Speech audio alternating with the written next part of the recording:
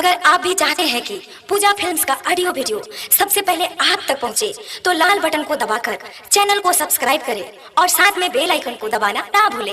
आज भर माने दो भपार वाला माने का बीची माने दो भपार वाला माने का भपार वाला माने का पूजा फिल्म्स।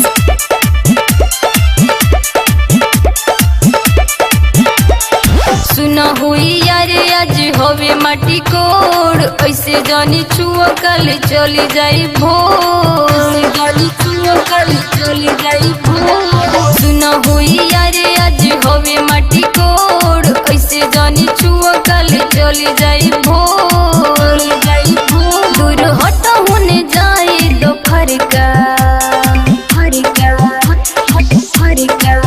मुंडे बोलन बदो तो निहाला का।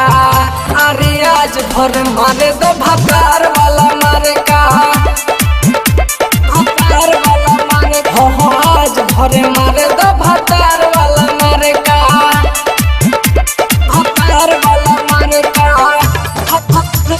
भपार वाला मारे का बीची विद्या भपार वाला मारे का।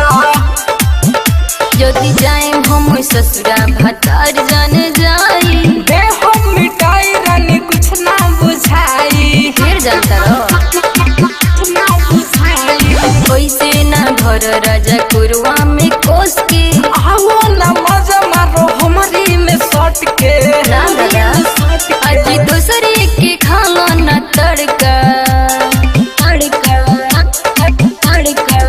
तो मुंडे बोलो बाबो तो निहाला का।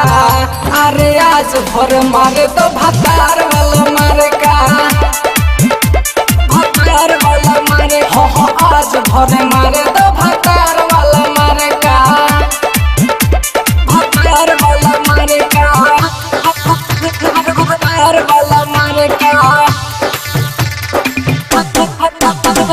बीची विद्या भतार वाला मारे का।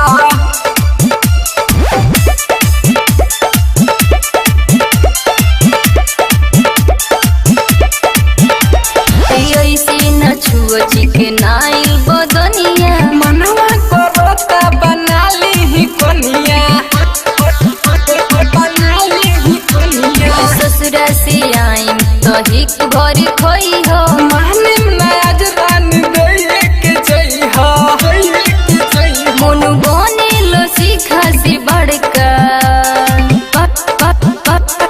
बड़का। तो मुंडे बोलो बाबो तो निहाला का। अरे आज भर मारे